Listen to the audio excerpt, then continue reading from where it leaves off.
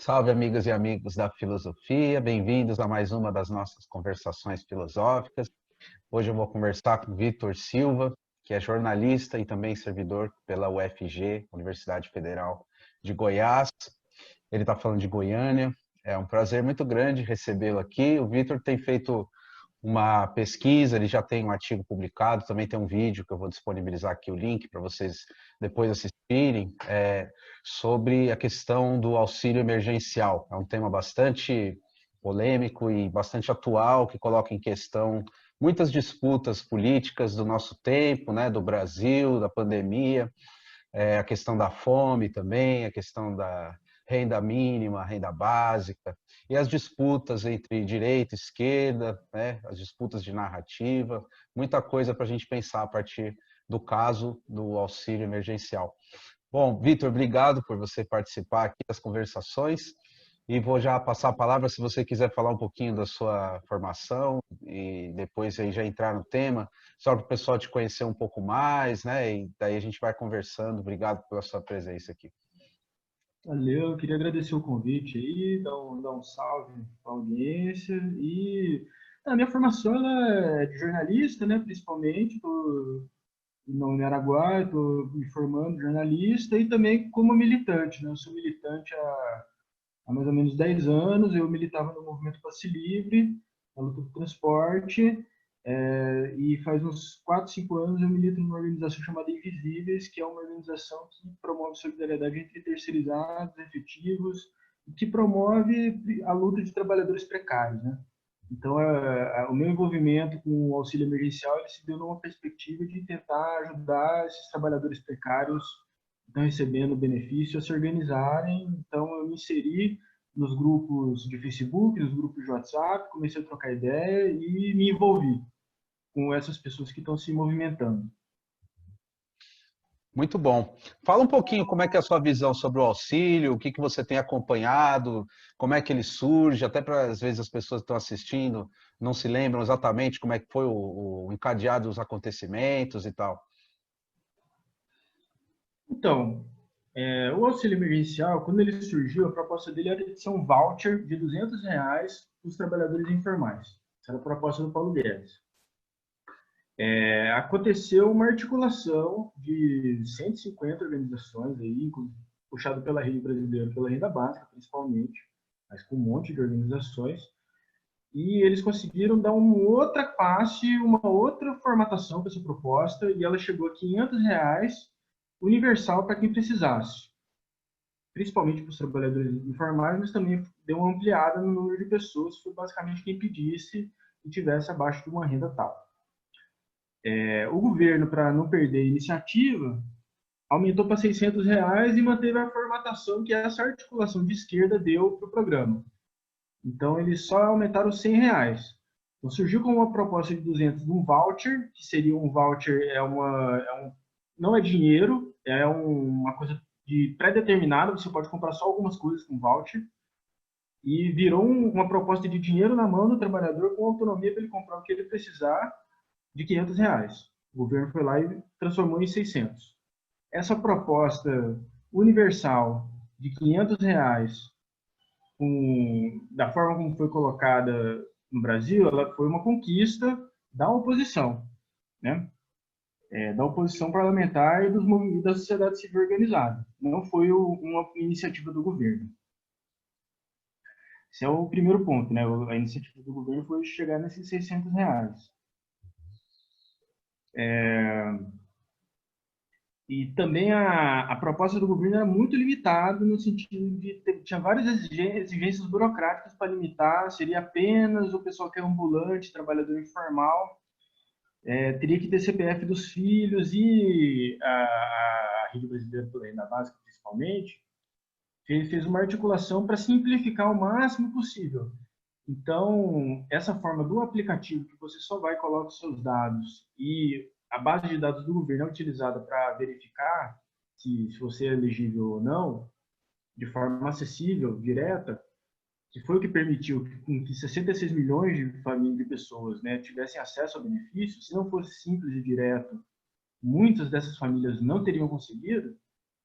Isso também foi uma proposta que veio da esquerda.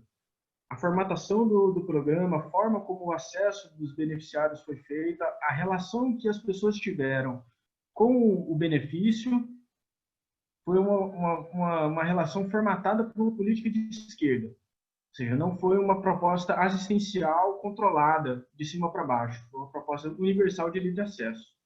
Isso também é outro aspecto importante para a gente entender, sair um pouco do lugar comum sobre o auxílio emergencial.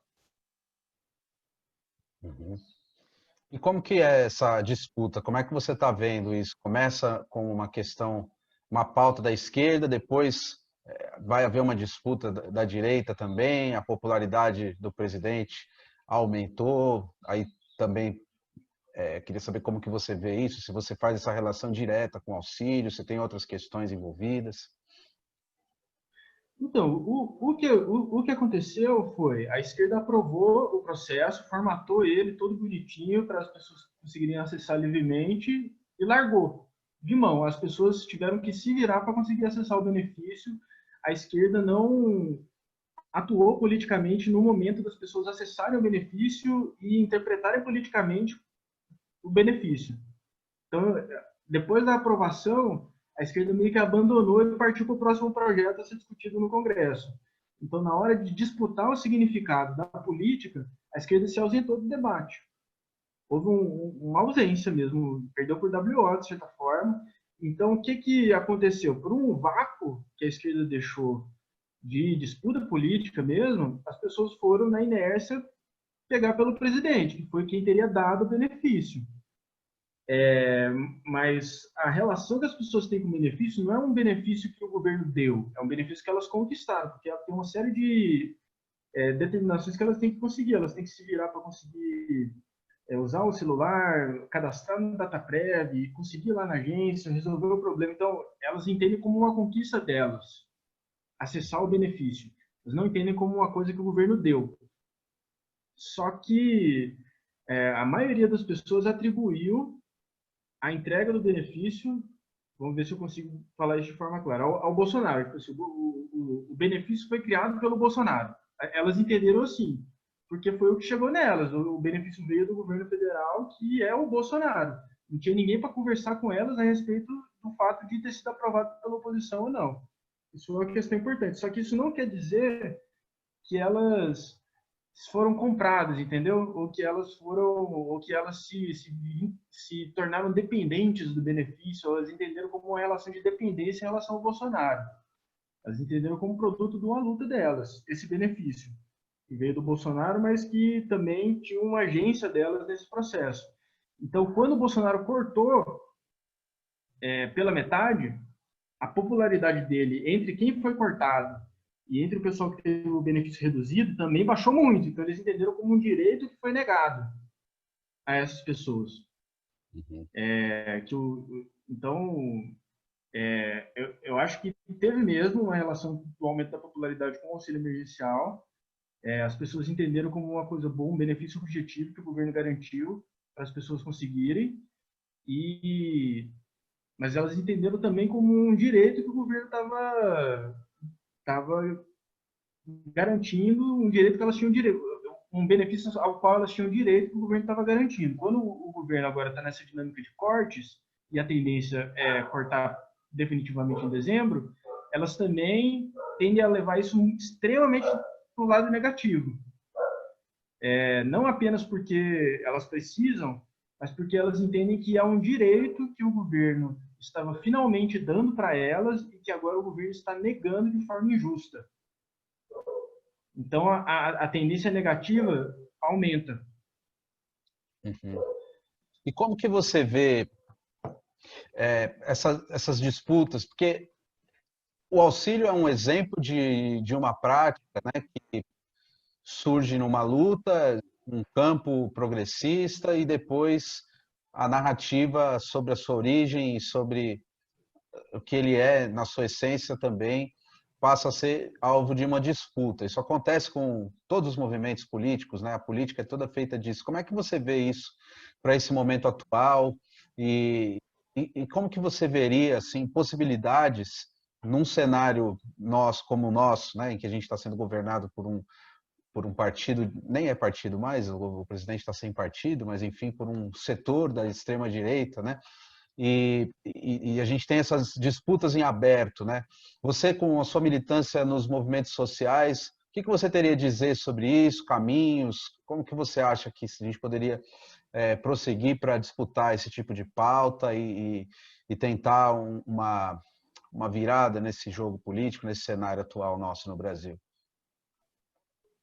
Eu acho que o fato da gente ter perdido essa disputa de significado, quando não só o Bolsonaro, como a militância bolsonarista é extremamente hostil ao benefício, aos beneficiários, você vê o que eles falam a respeito do Bolsa Família, por exemplo, eles são hostis, desprezam, xingam.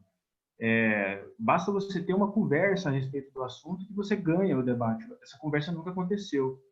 Mostra uma falta de capilaridade muito grande da esquerda. Assim, isso nem foi sentido como uma crise dentro da esquerda.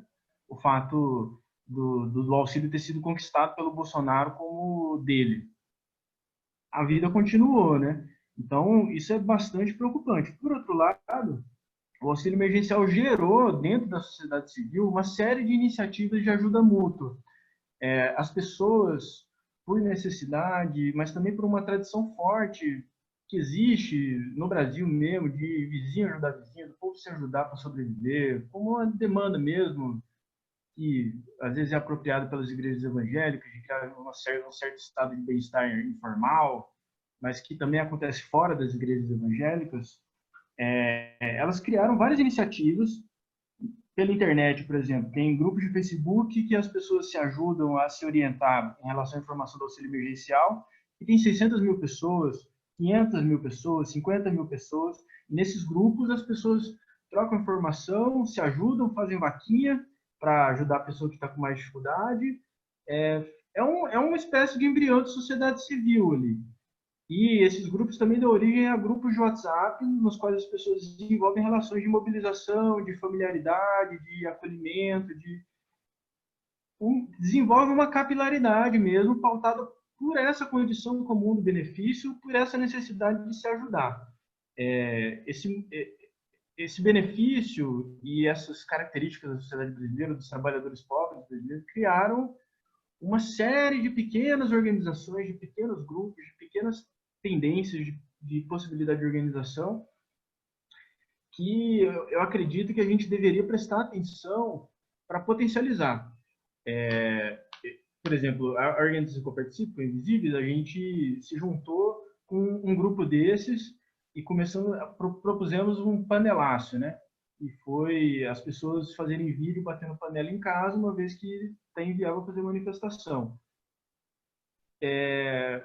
As pessoas se dispuseram a fazer um vídeo de panela todo dia, pelo menos 2, 3 pessoas. A gente estava com uma produção de vídeos diária para circular no WhatsApp. Produção de vídeo diária, poucos grupos conseguem fazer, grupos políticos. Geralmente faz um vídeo por semana, faz uma publicação por semana. Então, são pessoas que se politizaram, que estão dispostas a fazer muita coisa, que não tem ninguém para conversar com elas. Então, seria muito importante essa disputa estar acontecendo, porque ela ainda é possível. E o bolsonarismo não tem como disputar essas pessoas, porque elas são pessoas que estão ali pautadas para escapar da pobreza, para não passar fome, para não passar necessidade. E o bolsonarismo tem uma ideologia que as pessoas que passam fome é porque elas merecem, é porque é problema delas mesmo, né? E ela não vai mudar. Não tem cooptação possível pelo bolsonarismo. Teria que surgir uma outra força política que tivesse outra característica. Então, o que falta mesmo a esquerda também desenvolver uma demanda por capilaridade, porque parece que nem necessidade de capilarizar ela tem. Ela nem está buscando isso, nem sente isso como um problema. E a tendência é o quê? Esses grupos que estão surgirem, crescerem, morrerem e isso passar. Sem se institucionalizar de forma alguma, sem isso virar uma cultura, sem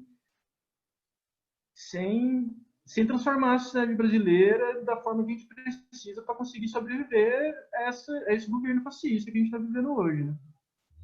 Então, eu acho que a disputa estaria por aí e eu acho que as apropriações que a direita faz dos nossos movimentos tem muito a ver com essa dupla característica nossa. A gente detona as coisas e não se preocupa com a consequência, com o dia de amanhã. Por que que a gente não se preocupa com o dia de amanhã? Porque a gente não está lá junto com as pessoas no dia de amanhã. A gente tem que estar junto com as pessoas. A esquerda tem que começar a se preocupar com se colocar ali junto com o povo e viver ali junto, né? E sentir junto para perceber o que está acontecendo de fato.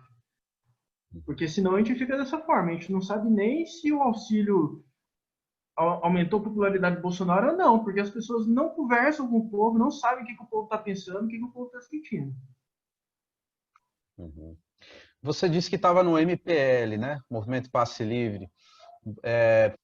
A gente teve um acontecimento que foi absolutamente central, determinante da política atual, que foi junho, das jornadas de junho, a revolta dos 20 centavos. Que lições que você acha que a gente poderia tirar daquilo que aconteceu, que foi um movimento que começou nas bases, que depois teve uma apropriação da sua narrativa, né, do que aconteceu pela direita, pela extrema-direita. A esquerda talvez não tenha conseguido disputar essa narrativa, né? Ficou muito claro isso, por depois tudo que aconteceu com o impeachment e depois com a eleição do Bolsonaro. As eleições municipais anteriores a essa, né, também o PT perdeu muita popularidade, não conseguiu eleger quase ninguém nas capitais, nas grandes cidades. Então, quer dizer, aquilo foi um ponto de virada, né? Porque até então vínhamos de 4 governos petistas, né? Que por mais que não seja para quem é de esquerda, né? O que tudo que se imaginava que pudesse ser feito, mas é um governo muito diferente desse que veio a partir do Temer, né? Então, eu queria saber se você concorda com esse diagnóstico, né? Creio que sim, de que ali foi um movimento de virada. E o que você teria a dizer das lições para tirar daquilo?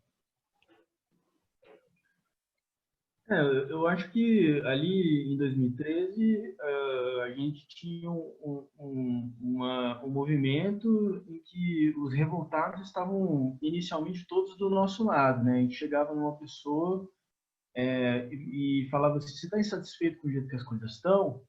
Vem para a manifestação da luta do transporte. A pessoa ia, ela estava interessada em lutar pelo transporte coletivo, lutar por direitos sociais, era uma coisa fácil. Os revoltados era a galera nossa, né? Naturalmente, digamos assim, né? Até 2013, pelo menos, isso era o mais comum, né? Você ia numa escola, você ia num ponto de ônibus, você ia em qualquer lugar, você achava a galera revoltada, eles eram os nossos. Aconteceu duas coisas, né? Primeiro a gente não sabia o que fazer com essa revolta, né? A gente não tinha uma proposta de mudança mais profunda, uma demanda de transformação mais profunda.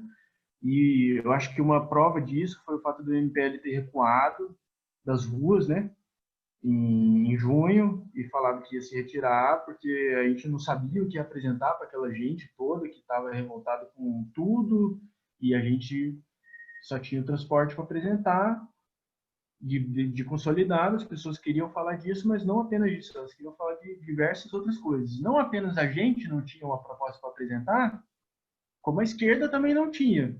A esquerda, quando o povo se movimentou falando de contra a repressão, mais educação, por mais saúde, aquelas eram as pautas que as pessoas estavam colocando ali nas ruas. A esquerda ficou com medo e também se retirou.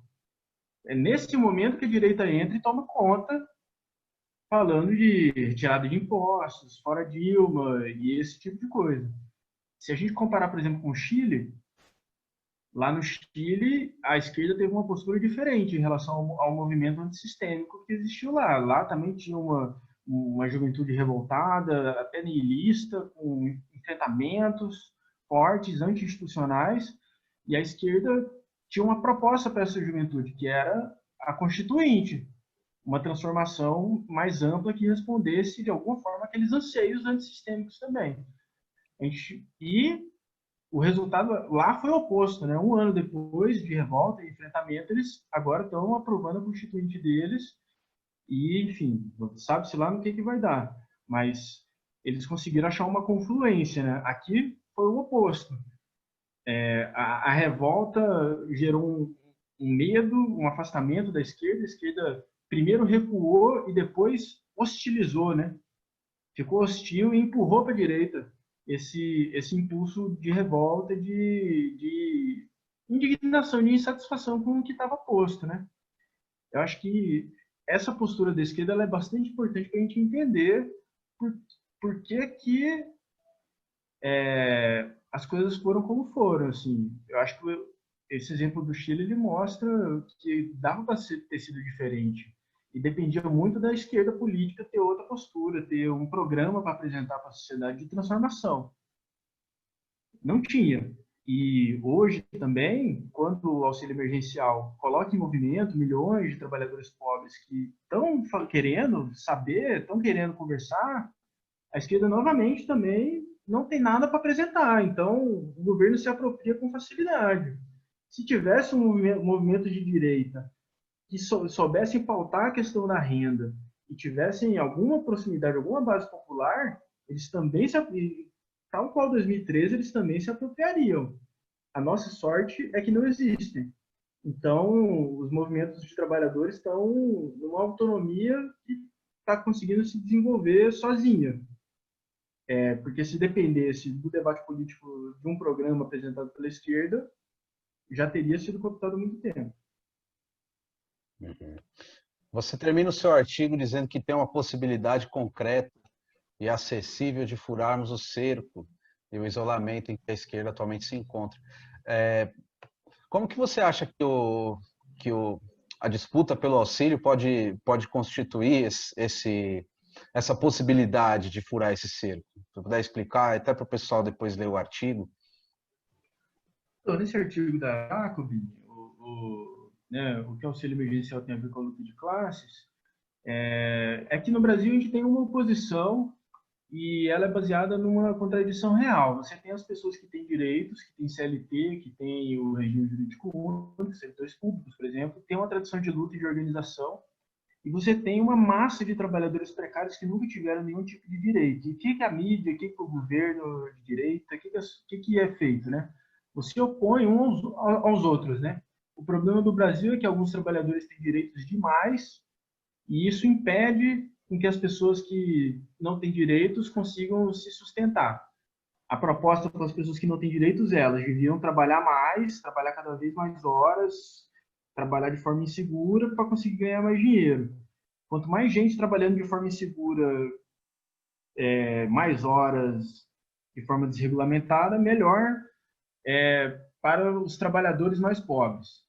Então, os direitos, né, eles são colocados como um entrave para as condições de vida dignas para a maioria da população, porque os trabalhadores que não têm direito, que não têm nada, são a maioria, né? É uma minoria que tem organização, tradição de luta sindical, esse tipo de coisa no Brasil. A gente está vivendo um momento raro em que essas pessoas pobres elas estão reconhecendo um direito à subsistência. Elas estão falando que o governo tem que garantir que elas não vão morrer de fome. O governo tem que garantir e pronto, acabou. Não tem discussão, não tem, mas você tem que se virar. Não tem nada disso. É direito nosso. Elas estão falando isso. Que nem a gente, que é servidor público, fala, é direito nosso. A gente tem a jornada de 8 horas, a gente tem a jornada de 6 horas. Então, a gente tem uma coisa em comum, uma reivindicação de direitos. Só que a gente precisa reconhecer essa luta por direitos ali que está acontecendo como uma aliada nossa. Uhum. E é importante pensar que esses trabalhadores estão pensando esse direito deles não como um direito que vai ser ganho tirando dos outros. Eles conseguiram esse direito à subsistência sem o corte, sem nenhum tipo de reforma, sem reforma de previdência, sem reforma administrativa, sem nenhum tipo de corte de nada. Eles conseguiram isso porque a sociedade reconheceu que o Estado tinha que garantir que as pessoas não morressem de fome. Simplesmente. Então, a gente está falando a mesma língua. O Estado tem que garantir o bem-estar. para essas pessoas que nunca tiveram acesso ao bem-estar, isso virou uma coisa factível para elas, não virou um insulto se falar de estado de bem-estar social para essas pessoas pobres que não têm acesso a isso. Virou uma coisa que elas podem demandar também. Então, por isso que eu acho que a esquerda, que tem uma base um pouco restrita de gente que já está acostumada a ter direitos, está com uma oportunidade de ouro de conversar com gente que vai começar a entender o que ela fala. Porque para a maioria da classe trabalhadora brasileira, você fala de direitos, você está falando grego. Ela nunca teve nenhum. E agora ela está tendo uma experiência de direitos. Então você tem uma oportunidade de nivelar a linguagem. E fala um pouco agora também o que você está achando das eleições municipais agora, nesse momento de pandemia, e a migração para as redes sociais, esse tipo de campanha, né, que eu vejo com bons olhos, por exemplo, o Boulos em São Paulo, a Manuela no Rio Grande do Sul. A gente tem visto uma renovação da forma como é feita a campanha, né? E talvez isso também mostre um caminho. Queria saber o que você acha disso. Então, eu acho que algumas poucas candidaturas estão conseguindo, de fato, adaptar para a nova realidade que a gente está vivendo, não só de pandemia, mas para a nova realidade política que a gente está vivendo, em que as pessoas não são mais objeto passivo, elas não são base passiva de propaganda. Elas são sujeitos que querem ser envolvidos, engajados, né? E eu acho que o Boulos é o que vem fazendo isso de forma mais bem sucedida. Você vê os materiais dele, sempre tem as pessoas falando, se colocando, não o Boulos só. É o Boulos e as pessoas. As pessoas junto com o Boulos, as pessoas são convidadas a se colocarem também. E o espírito do tempo é esse, assim, é assim que as pessoas vão se movimentar para circular no WhatsApp os materiais, para circular no Facebook. O tipo de material que a gente faz para circular no auxílio emergencial é assim, você tem que colocar a cara das pessoas, e você vê alguns candidatos estão se expondo a colocar a cara de outras pessoas também no material delas. Isso é uma mudança muito radical para a esquerda.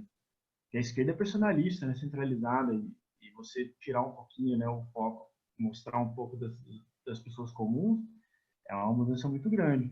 Eu vejo com muito bons olhos essa mudança, mas eu acho que são poucas as candidaturas que estão fazendo isso, renovando mesmo a linguagem, assim. Eu espero que seja um exemplo para depois da campanha as pessoas fazerem isso no movimento político cotidiano, assim, porque precisa muito, assim, a forma que a esquerda faz política é muito ruim, é muito centralizada, é muito antiga.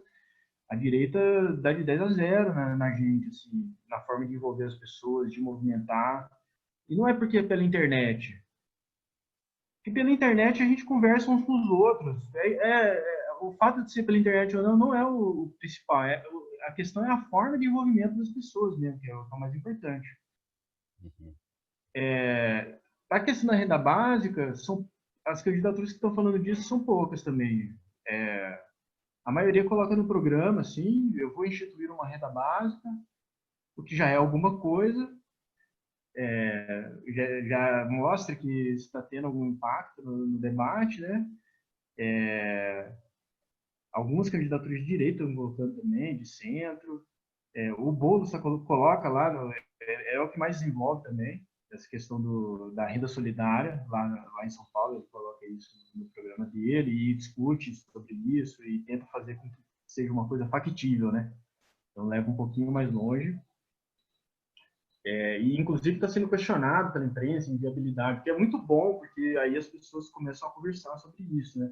E eu acho que isso é o mais interessante, porque eu acho que essas candidaturas estão percebendo que elas não precisam ficar comprovando viabilidade nos termos que é exigido, chatos, assim, os termos que os jornais exigem. Elas têm que mostrar viabilidade, envolvimento para as pessoas.